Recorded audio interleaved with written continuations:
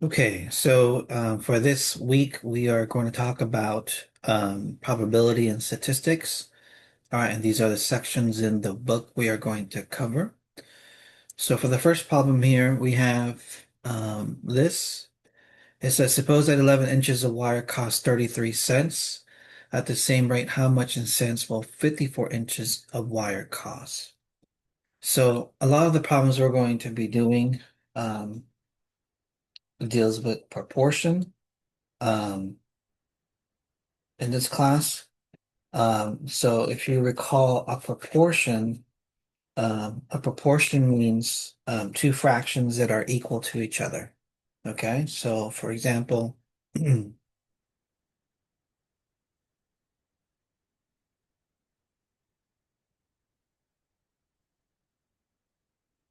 if you have A over B equals C over D, right?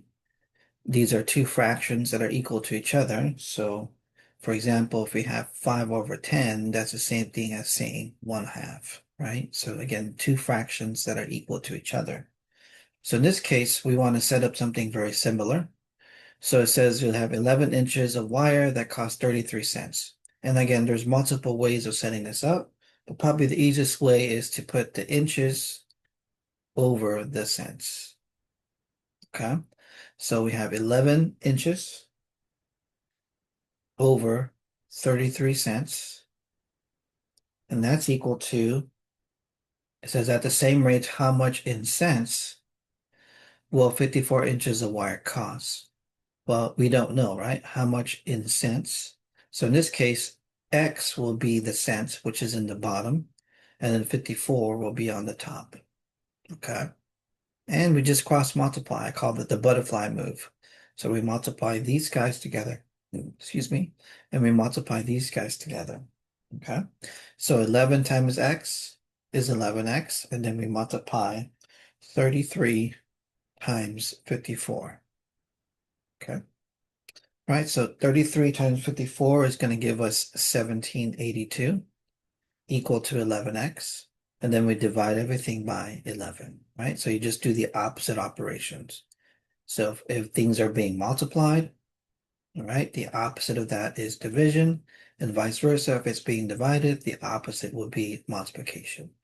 If things are being added, the opposite of that is going to be subtraction, and vice versa. The opposite of subtraction will be uh, addition. Okay. So again, these guys will cancel. And 1782 divided by 11 is going to give us 162 cents or $1.62. Okay.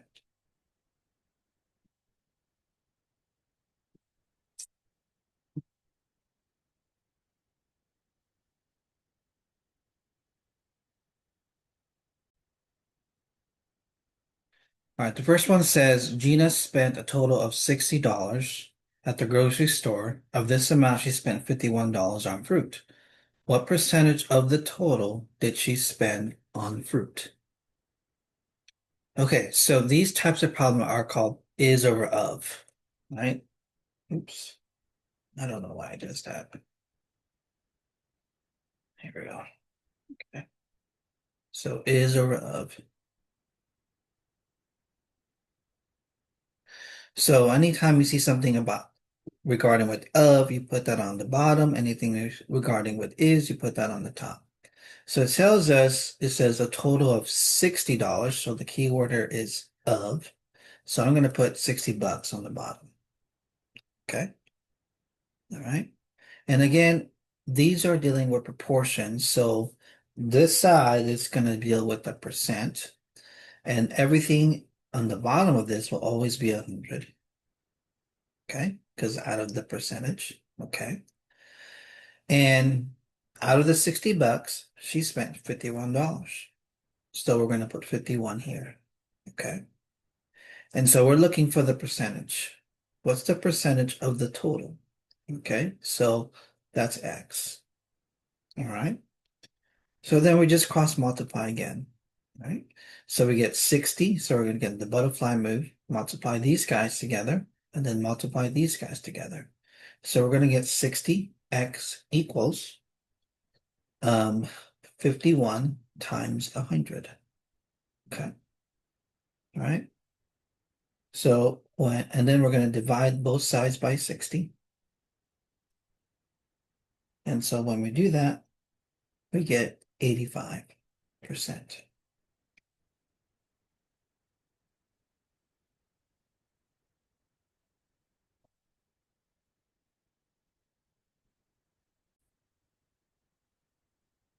Now, there is another way to do this, and let me show you that. So we'll do the same thing when we have the 51 over 60, okay? So when we do that, we're going to get 51 divided by 60 is going to give us 0.85, okay? And then we want a percentage, so we can just multiply this by 100 or move that decimal over two places, either one, okay? And that will give us 85%, okay? So two different ways, whatever way is going to work with your brain, okay? And then for the bottom here, Frank spent $64 on fruit at the grocery store. He spent a total of $80 of the store. So again, it has the keyword of. So that tells me I'm going to put that in the denominator. Okay. And Frank spent $64. So I'm going to put that on the top. Okay. So again, you can do either method. You could do the one with the proportion, or you can just divide it. And so when we divide that, we get 0.8, and then we can multiply by 100 or move the decimal two places to the right. So that's going to give us 80%. Okay.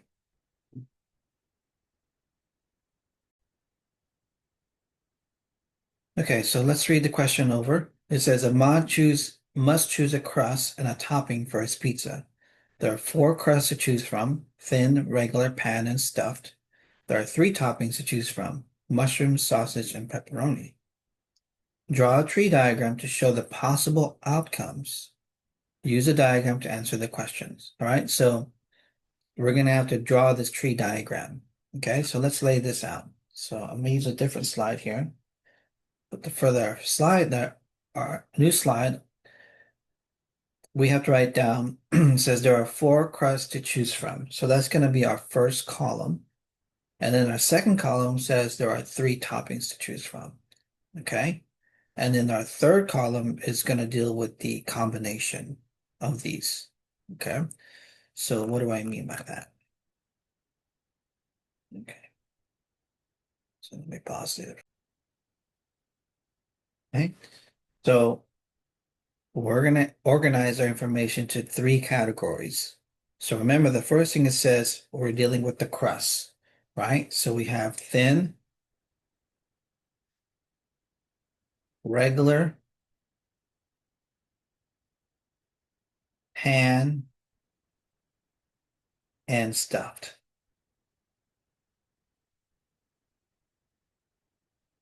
Okay. And I'm going to abbreviate that or write down acronyms. So thin, I'm going to put that for lowercase t. Regular, I'm going to put that as a capital R. Pan, I'm going to put that as P and N. And stuffed, I'm going to put that as ST. Okay? You can, write different letters. It doesn't matter. Okay? As long as it makes sense to you. All right, so that's going to be our first column or our first category. The second category is dealing with the topping. So each of the pizza, we have three different options, right? I think it was mushroom. So let's label that for M for mushroom, S for sausage, and P for pepperoni. Okay.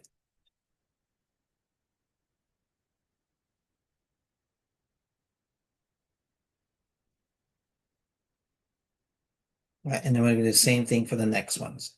So mushroom, sausage, pepperoni, mushroom, sausage, pepperoni, mushroom, sausage, and pepperoni. Okay. All right. So again,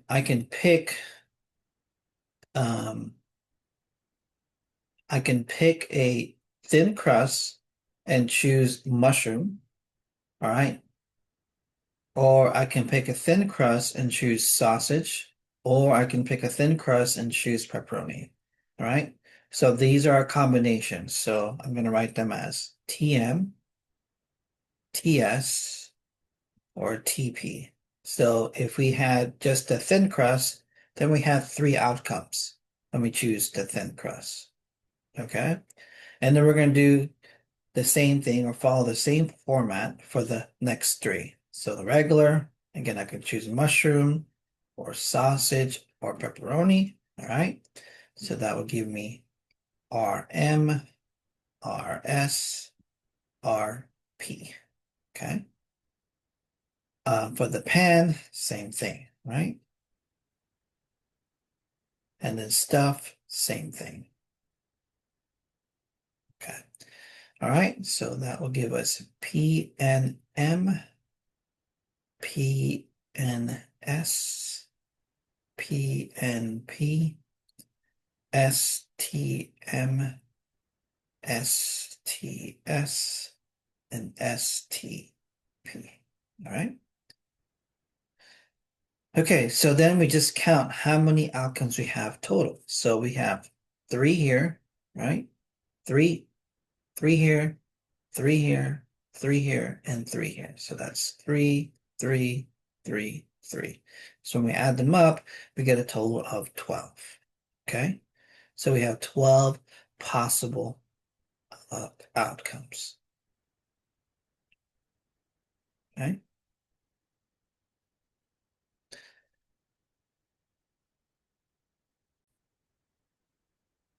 All right, so let's go back to the questions. So part A says how many outcomes are there? And we listed that there are 12. Okay. And then part B says how many outcomes have regular crust and pepperoni being chosen? So if we go back to our problem, okay, regular crust and pepperoni being chosen, there's only one outcome there, right? RP, right? And the last question is how many outcomes have pan crust?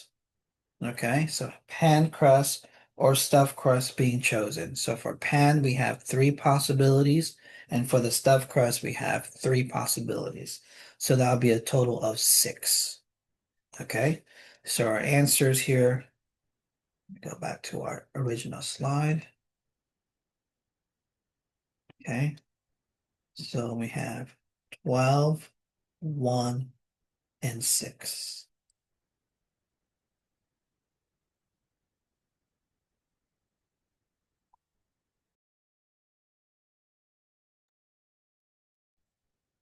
Okay, so let's go over this problem. It says Michael is ordering ice cream dessert. He must order a size, a flavor of ice cream, and a topping. There are two sizes, three flavors, and two toppings to choose from. How many different ice cream desserts could he order? Again, draw a tree diagram to show the possible outcomes. Use the diagram to answer the question. All right, so I'm going to use a different slide here. Okay.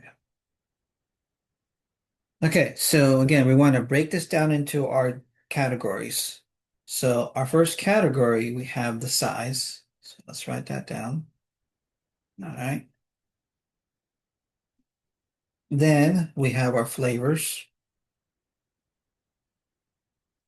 Then we have our topping. And then we have our outcome. Okay. All right. So it tells us we have two sizes to choose from. So I'm going to label that as S1 and then S2. Okay. All right. And then we have, again, they don't tell us what the top, what the sizes are, what the flavors are, or toppings. All we know is that there are three different flavors. Okay. So that means we'll have three possible outcome or three possibilities here. So I'll label this flavor one, flavor two, flavor three. Okay. And we'll do the same thing for uh size two. We'll have flavor one, flavor two, flavor three. And in regards to the topping, we have two toppings, right? So two sizes, three flavors, and two toppings. So let's say T1, T2, T1, T2. Okay. All right. Okay. So um, let me backtrack actually. My bad. So let me write that. Actually, T1, T2, T1, T2, T1, T2, T1, T2.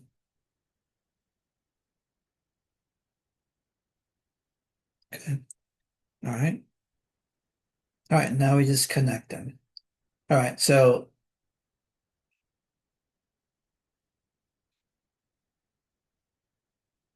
if I choose size one, I can pick flavor one and then choose topping one. Okay. So that will be one outcome. So S1, F1, T1. Okay. Then if I do size one again and pick flavor two, I'll have F2. And if I pick topping two, then that'll be another outcome. So that'll be S1, F1, T, T2. Okay.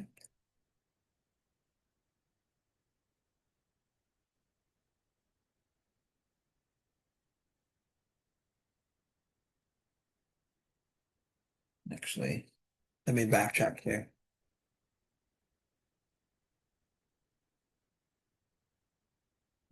Re-explain that. Okay. So if I pick S1, I can go to F1 and T1, right? So that's what I wrote here. If I go back to S1, we can go to F1 and then choose T2. There we go. So we have S1, F1, T2. Okay. All right. Then we're going to follow the same format or similar format. We're going to go S1, F2, and then we have the two options again, T1, T2. Okay. So that will be S1, F2, and T1, and then S1, F2, T2. Okay. Then if we do, this is going to be our last possibilities here for S1. So we have S1, F3, and then we can go to T1 or T2.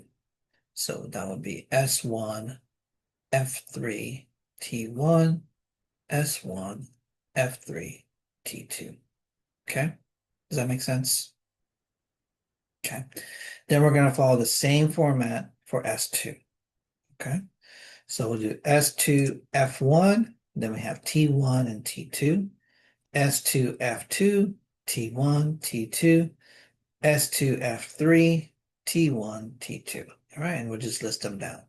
So S2, F1, T1, T2, S2, F2, T1, T2.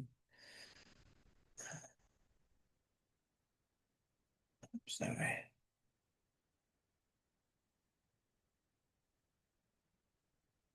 Should be S2, F1.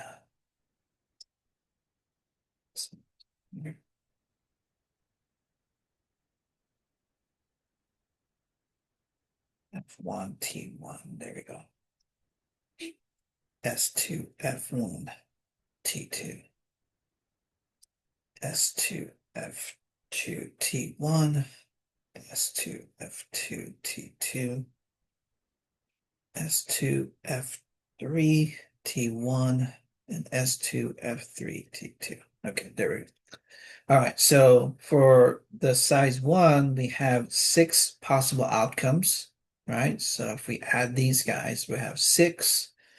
And then if we do for S2, we have another six possible outcomes. So that gives us a total of 12 possible outcomes, which a lot of you guys got. So as you can see, this can get pretty tedious, right? So we have smaller numbers to choose from. What happens if we have bigger numbers? Now, of course, on the exam, make sure you know how to, put the categories down, all right, and then draw the tree diagram because you will be assessing that. But is there another way? Is there a different way to calculate this? Okay, again, make sure you know how to draw the tree diagram because that will be on your exam. But is there another way to, again, to calculate this? Okay, so let's look at another problem here. Let's see if we can solve it in a different way. All right.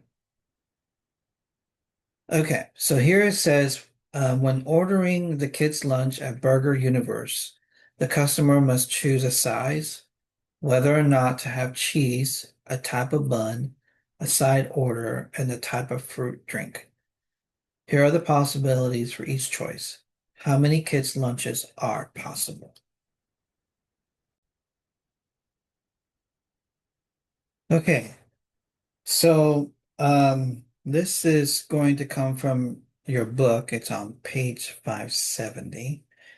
And this is from what's called, this is based from the fundamental counting principle.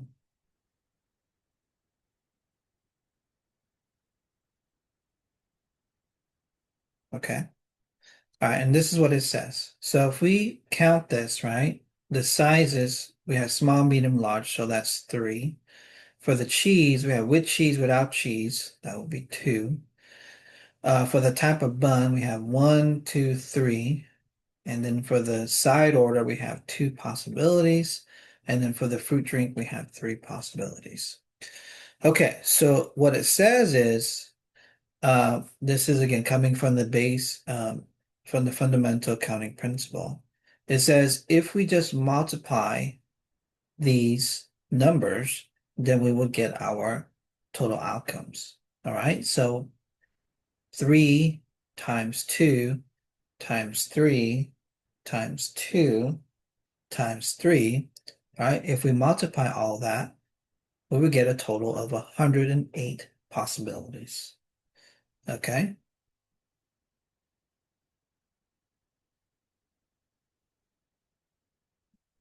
Right?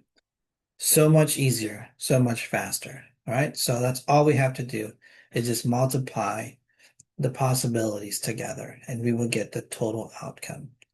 Okay? But imagine drawing this out in a tree diagram. It would be, it would take some time to fill out. Okay? All right, so suppose each license plate in a certain state has three letters, followed by three digits. The letters H and L and the digits 1, 2, and 9 are not used. So there are 24 letters and 7 digits that are used. Assume that the letters and digits can be repeated. How many license plates can be generated using this format? And part two says, Manuel's putting 10 books in a row on his bookshelf. He will put one of the books, Pride and Prejudice, in the first spot. He will put another of the books, Little Women, in the last spot. In how many ways can he put the books on the shelf? So let me reread it again. So suppose each license plate in a certain state has three letters followed by three digits. So let's draw that. Okay, all right. So we have policy. Okay, so we have three letters followed by three digits. So let's represent those. So we're gonna have our first three slots and then our next three slots. Okay. All right. So there are 26 letters total, correct? However, H and L are not used. So that's why we have 24 letters. Okay.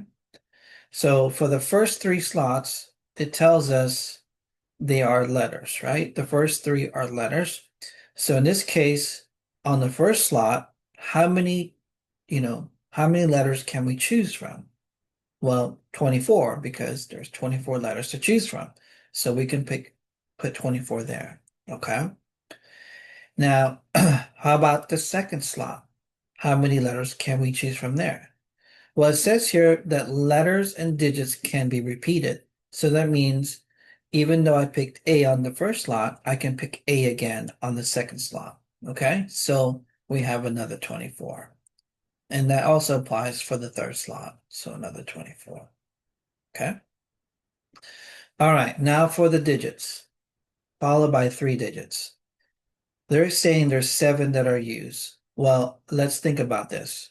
So zero is a possibility, right? So zero, let me write it down here. So 0, 1, 2, 3, 4, 5, 6, 7, 8, and 9. Okay. So these are the possible ones that we can use. However, again, it says 1, 2, and 9 are not used. So we need to eliminate those guys.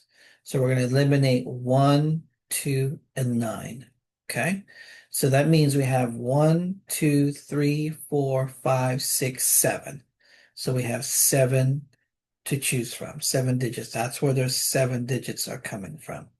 Okay. All right. So in this case, then for our fourth slot, we can have seven. Oh, that's weird. We can have seven possibilities. Okay. Again, the digits can be repeated. So if I pick three on this slot, I can pick three again on the next slot. So I have seven possibilities and the same thing for the last slot. Okay. And then, as I mentioned before on the last slide, we just use that fundamental counting principle where we multiply these um, outcomes, okay, or possibilities. So we're going to multiply those together, okay? And when we do that, we get 4,741,632 possibilities, outcomes.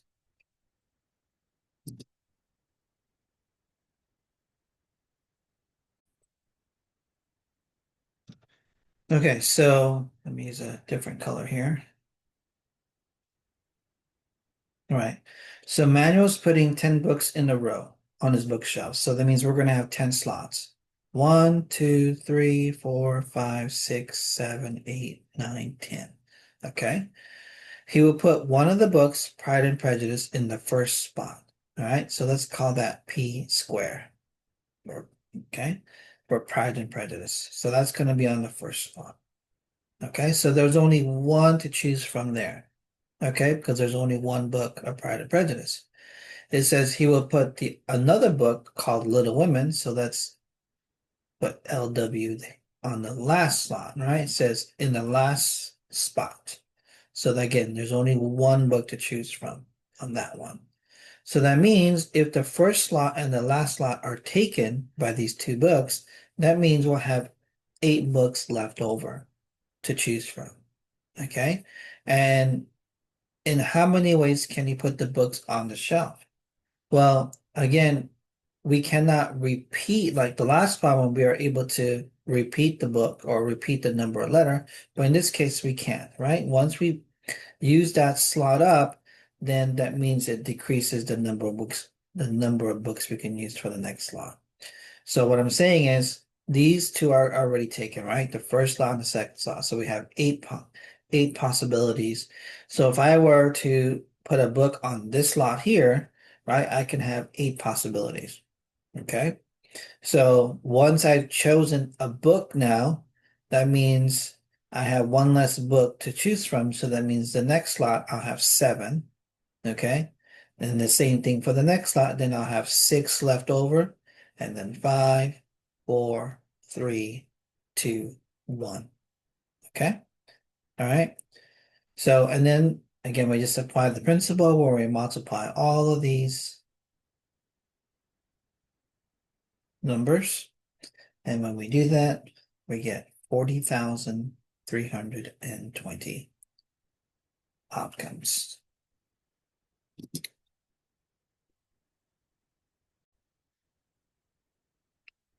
Says the number cube with faces labeled from 1 to 6 will be rolled once. The number roll will be recorded as the outcome. Give the sample space describing all possible outcomes. Then give all of the outcomes for the event of rolling a number less than 5. if there is more than one element in the set, separate them with commas.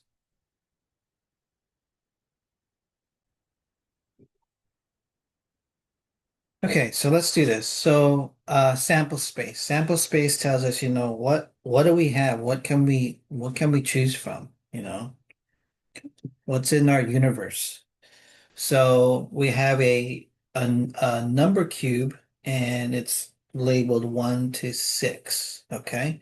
So the sample space, all right, will be those six possible faces, right? So we just write them down. 1, 2, 3, 4, 5, 6.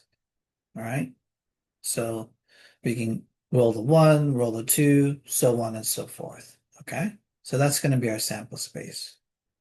All right, for now, the event of rolling a number less than 5, well, if we look at our sample space, all right, there's going to be what?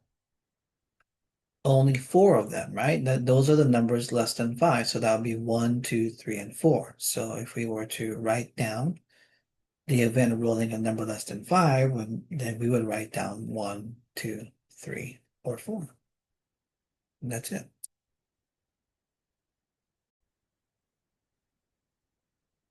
Okay.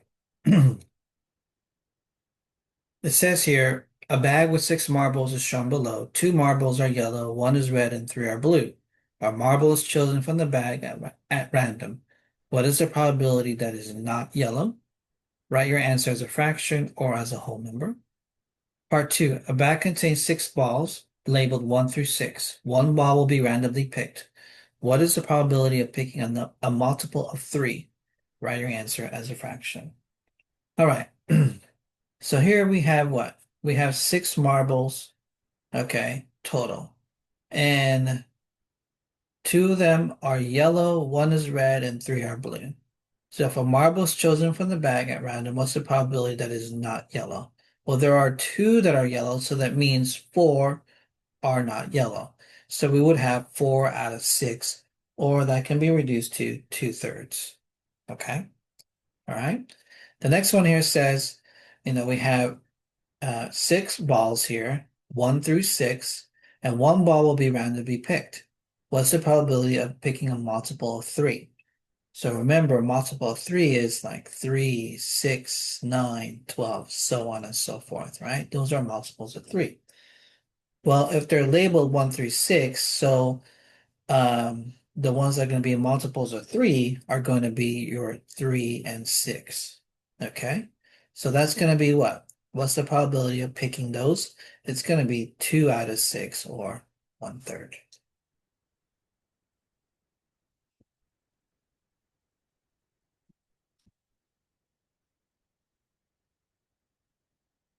Stop moving.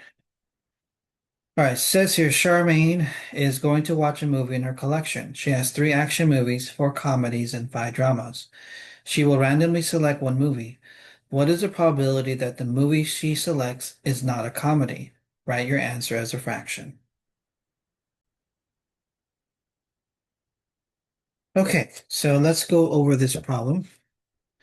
All right, so again, it says Charmaine's going to watch a movie in her collection. She has 3 action movies, 4 comedies, and 5 dramas. She will randomly select one movie. What's the probability that the movie she selects is not a comedy? Okay, so if we add up all these movies together, right, that would be 3 plus 4 plus 5. That will give us a total of 12. Okay. And what we want is she wants to find the probability that the movie she selects is not a comedy. Okay. Well, there are what? 4 that are comedies. So what's going to be left over? 12 minus 4 is 8. So the probability is going to be 8 out of 12. Okay. Or it can be reduced to 2/3. Okay. So that's the probability of selecting that is not a comedy. Okay. A movie that is not a comedy. Okay. So I do want to point out something here. So in regards to probability, all right, there are different ways to write your answer. And any of the 3 will be fine on the exam. Okay. However, in Alex, it might be a little bit more pickier in regards to how they want you to write the answer. So,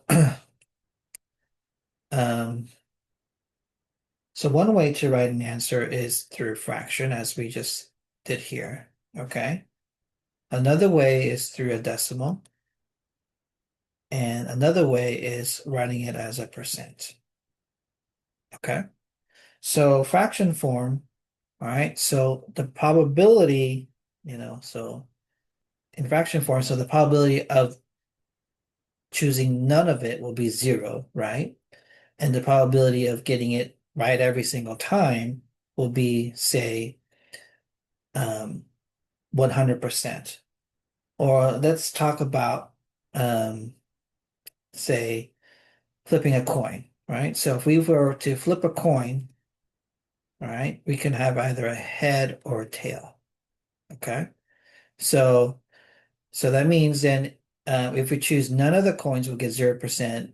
And if we, get the same thing over and over, that will be 2 out of 2 or 100% or one. Or if we pick, what's the probability of getting a head or a tail will be, well, 1 out of 2, right? So what's the probability of getting head? It's 1 out of 2. What's the probability of getting a tail will be 1 out of 2, right? So anyway, so this is one way to write it in fraction form. If we were to write it in decimal form, again, decimal will just be 0. 1/2 would be rewritten as 0.5. And then the max you can get on decimal will be 1.0. Okay. And if we were to write it as a percent, again, the percent would be 0. 0.5 can be represented as 50%. And the probability will be, in regards to percent, will be 100%. Okay. So I just want to show you that, again, there are different ways to write your answer, and you can write it as a fraction form, decimal form, or percent form, depending on, you know, what the program wants. Okay. But again, on the exam, it doesn't really matter to me. A lot of times it would be a lot easier to write it in fraction form. Okay. Um, but again, you don't have to do it that way.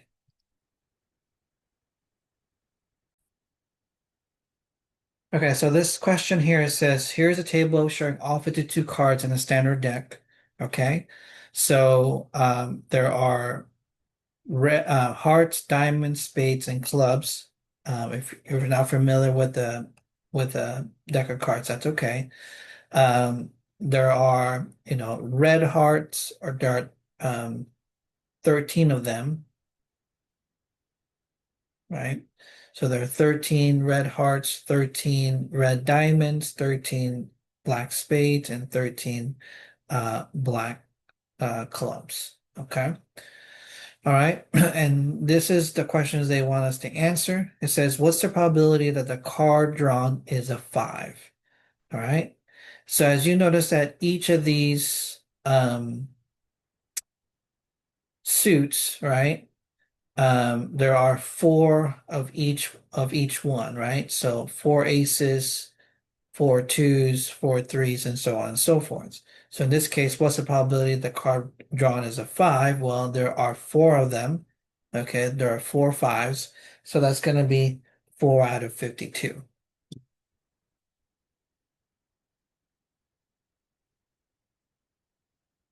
Okay, and that can be reduced to 1 out of 13. Okay.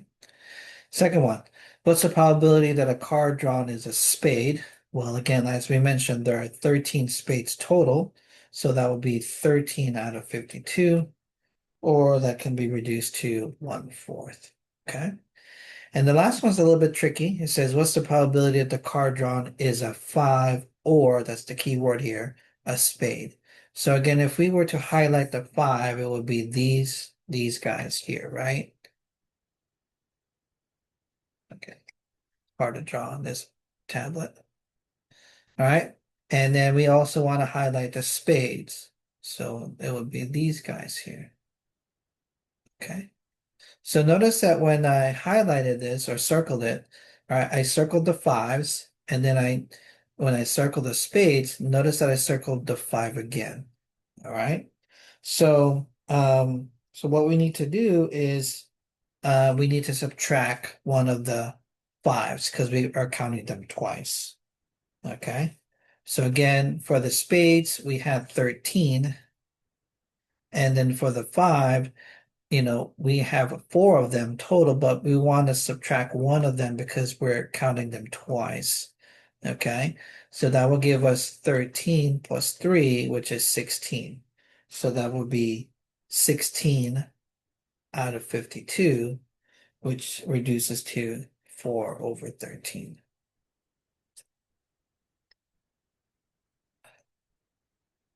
So there's a dartboard, all right, and has 10 equally sized slices numbers 1 to 10. Okay, some are gray and some are white. The slices numbered 1, 7, 9 are gray, and the slices numbered 2 through 10 are white. Okay, a dart is tossed and lands on a slice at random. Let X be the event the dart lands on a gray slice, and let P of X be the probability of X. Okay, let not X be the event that the dart lands on a slice that is not gray, and let not P not of X be the probability of not X. Okay, so what is that saying? So basically, um, if it's gray, right? There are 10 slices here, and out of the 10, there are 3 that are gray. So it's saying to represent that, right? Let P of X be the probability of X, the probability of getting a gray slice. So if we were to, again, list it down here in this table, you know, what's the probability of getting a gray? Well, we have 7, 1, 7, and 9. There will be 3 of them, right? We can pick 3 of them out of how many? 10. So P of X is going to be 3 out of 10. Okay. So that's the probability of getting a gray slice, right? So if the probability of getting a gray slice is 3 out of 10, what's the probability of not getting a gray slice? Well, it will be the ones that are white, right? So these guys here. Okay. So that will be what? 7 left over. So the probability of not getting a gray slice will be 7 out of 10. Okay. Hopefully that makes sense. All right. So we figured out A. That's what we're supposed to do is fill out the table. So now we need to do part B. It says, what is 1 minus P of X? Well, as I mentioned on my last, before we broke into groups, remember the total of the probability is 100, so we can represent it as 100%. Or if we're dealing with a decimal or a fraction, it'll be like 1.0 or 1, right? So that's where this is coming from. That's the 1, okay? And in this case, we want 1 minus what? P of X. So P of X, what would you say what that was? That was the probability of getting a gray. So this is going to be 1 minus 3 out of 10, all right? Or 10 out of 10 minus 3 out of 10. So if we were to rewrite that 1 as a fraction, so that will give us 7 out of 10. So 1 minus P of X is equal to 7 out of 10, okay? And the last one here says select the answer that makes the sentence true. So normally this will be a drop-down menu. So 1 minus P of X is what? Well, that's the same thing of saying P not of X, right? Because that's what we got here. 7 out of 10 is P not of X. So this will just be P of not of X. Okay? So that will be our answer there. All right, so there's a coin, right? There's one coin that's tossed 3 times. That's the key part. So a coin is tossed 3 times. List the total possible outcomes and then answer the following question. What is the probability, okay, of getting a head on each of the first 2 tosses, 2 or more heads, and no heads on the first 2 tosses?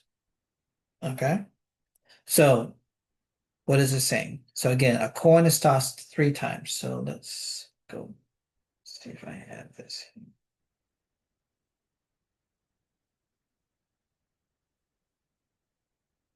Okay, hopefully you can see that. No.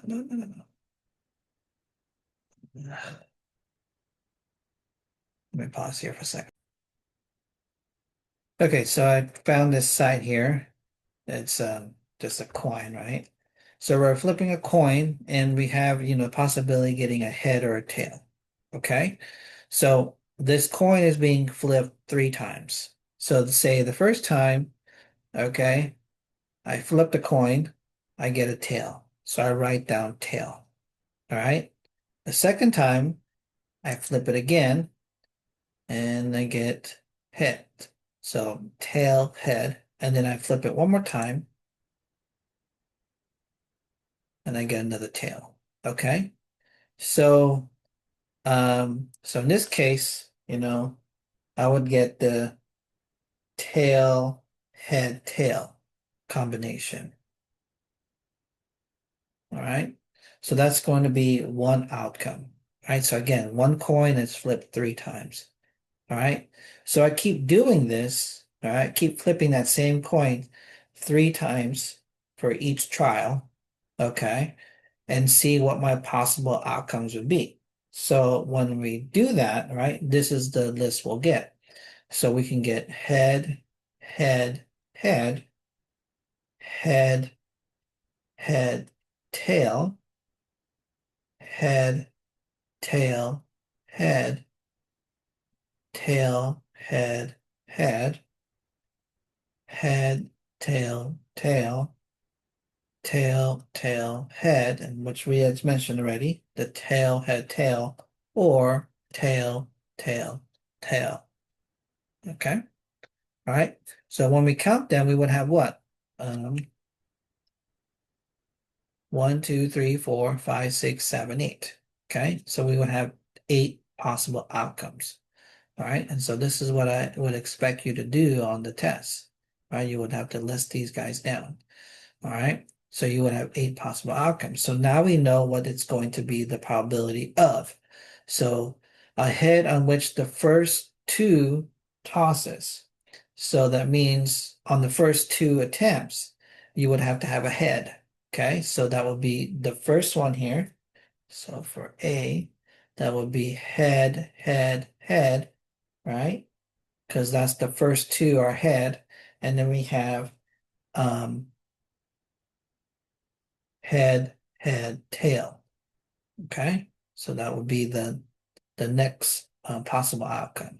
So that will give us 2 out of 8 or 1/4. Okay, so that would be the probability of that. Okay, then we do the same thing for B and C. So for B, what's the probability of getting 2 or more heads?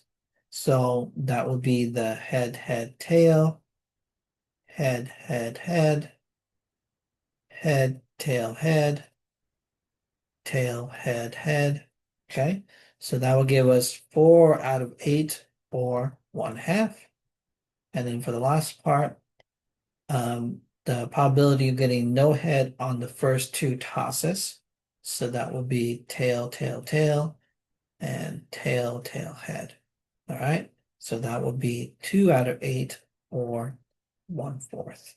Okay, so those are our answers for this problem.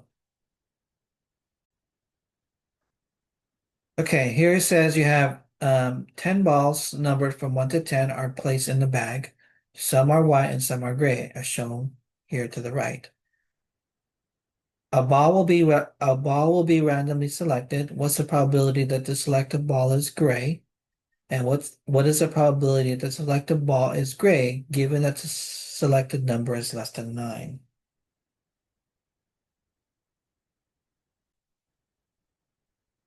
All right, so let's go back to the first question here. What's the probability that the selected ball is gray? So if we look at here, we have 1, 2, 3, 4, 5, 6. So there are 10 balls total, and out of those 10, there are 6 that are gray. So for part A, we would have 6 out of 10, okay, which can be reduced to 3/5. And then for part B, what's the probability that the selected ball is gray, given right? That the selected number is less than 9. So this is a conditional probability. This is called a conditional probability. And when you have a conditional probability, it's going to change the denominator. Okay? It's going to change the denominator. So let's read the question again. It says, what's the probability that the selected ball is gray, given that it's less than 9? All right. So how many? Well, there are, so we only want to pick numbers that are less than 9. So that will be the condition. So that's going to be our denominator. Okay. So because there are um, 8 numbers less than 9. Out of that condition, all right, how many are gray? Then we just count, right? So that'll be 1, 2, 3, 4, 5, 6. So 6 out of 8. And that can be reduced to 3/4. All right. So again, when you have a conditional probability or you have a condition, the whatever the condition is going to dictate the denominator. Okay. So your denominator is going to change from the regular total outcome to whatever the condition has been set. Okay. All right. Any questions there?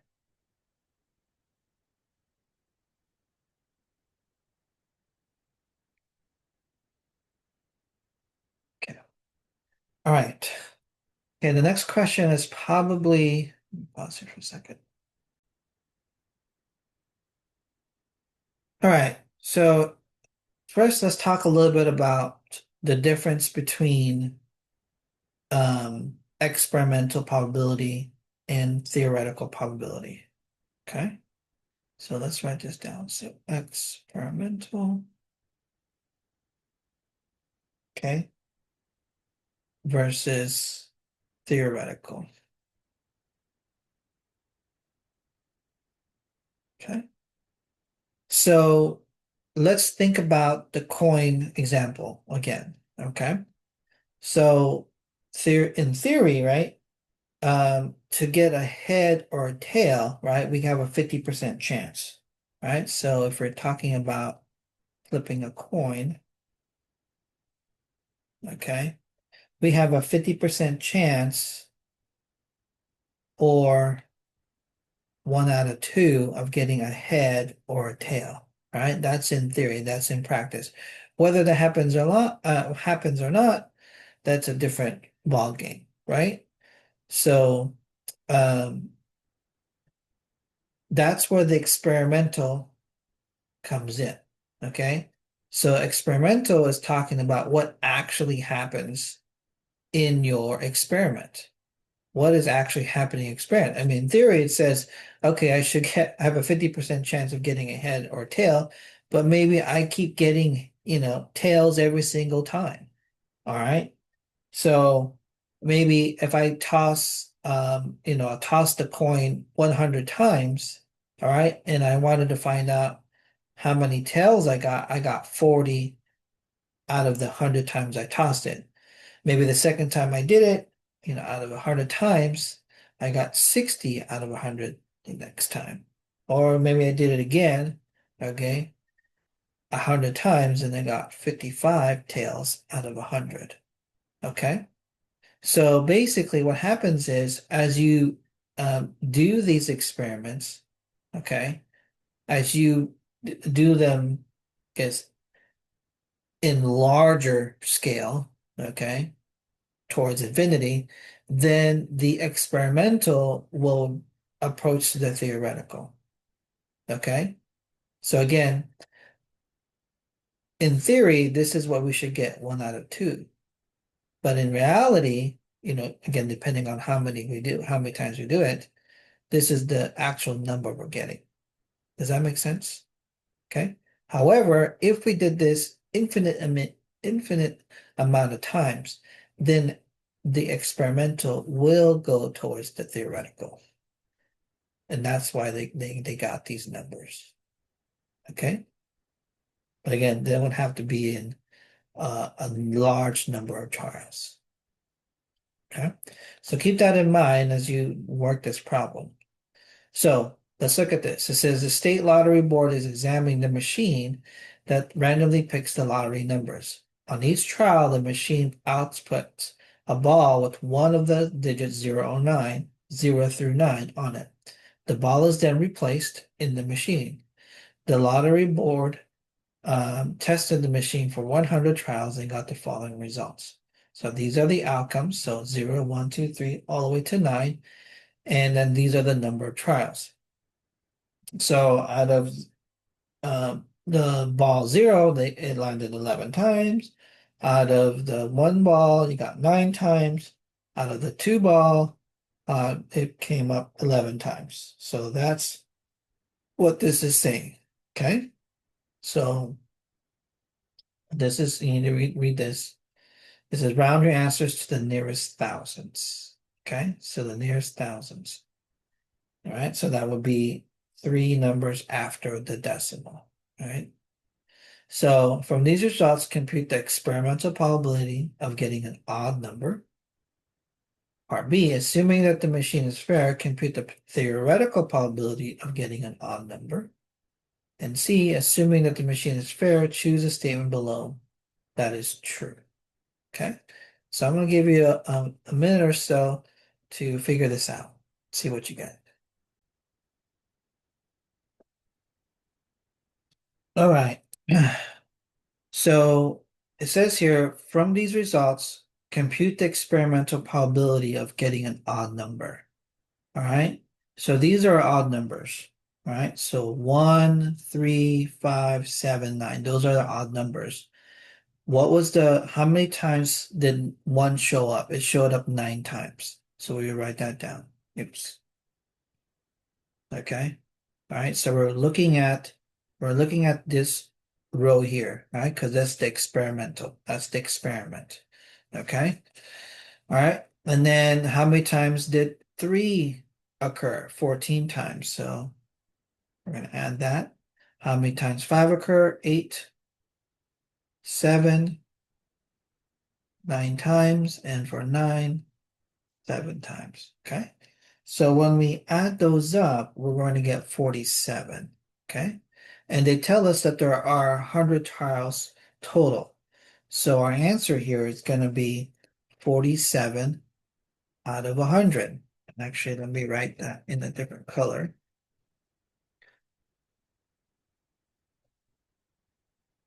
Okay. So we get 47 out of 100. But here it says we need to round it to the nearest thousands. So it'll be 0.470, right? Because it's in the thousands place. So please keep that in mind. So that's going to be our answer here. The second one here says, assuming that the machine is fair. Here we go. Here we go. Assuming that the machine is fair, compute the theoretical probability. Okay. All right.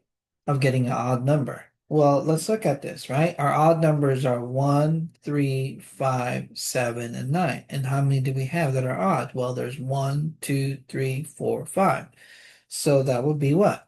5 numbers that are odd out of how many? There are 10. So that's going to give us, 1/2, or in this case, because we want it in thousand space, going to be 0.500. Okay. All right, and the last question here says, assuming that the machine is fair, choose a statement below that is true. Well, we talked about this, right? The larger the number of trials, the greater the likelihood that the experimental probability will be close to the theoretical probability. Okay, so that's what we said. All right, we talked about that. So as you do this, in larger scale than the experimental, will get close to the theoretical.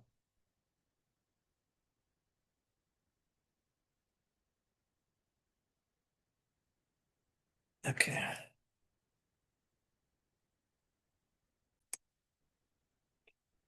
All right, so a political campaign wants to estimate the number of adult residents who voted in the last city election. Okay, which of the following surveys probably would best represent the entire adult population of the city? And there are 16,800 adults who live in the city. Using your answer from part A, estimate the number of adults who voted in the last city election. All right, so basically for part A, we want to pick the one that's going to best represent um, the population. Okay, so in this case, or the adult population, right? So picking 20 senior residents or picking 20 business owners is probably not a good representation. So you don't want to choose those. All right. But this one, 20 adult residents are randomly selected from the city. All right. That will be probably the best representation of the adult population. So I would pick that. Okay. And out of that, there's 9 voted in the last election. Okay. So that's going to help us answer part B. Says there are 16,800 adults who lived in city. Okay, estimate the number of adults who voted in the last city election. So we're going to set up a proportion here. Okay, so again, who voted and out of the adults.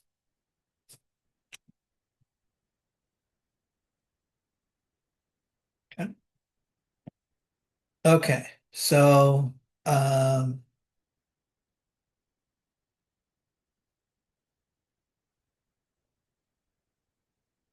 going to set up my proportion. Remember, proportion just means two fractions that are equal to each other. And we want to figure out of the 16,800 adults, you know, using our sample space here, how many voted in the last city election. So there were 16,800. Okay, and we're trying to figure out how many of those out of the voted. So we did a sample survey. All right, there were 20 adults. Out of 20, there were only 9 that voted. Okay, so then this is how we set up our proportion. So who are voted over the adults, and then we just cross multiply. Okay, so we get 20x, and then 9 times 16,800. All right. Then we'll get 20x equals 151,200. And then we're going to divide both sides by 20. Okay. And so that's going to give us 7,560. Right? Or in this case, 7,060 adults that voted. So this is how surveys work. So they randomly pick people and from that deduce, what they think voted from that population. And this is how surveys work, right? Because it's really hard for them. It takes a lot of manpower to try to interview every single person. So you want to take a sample out of it and deduce from that information. Okay.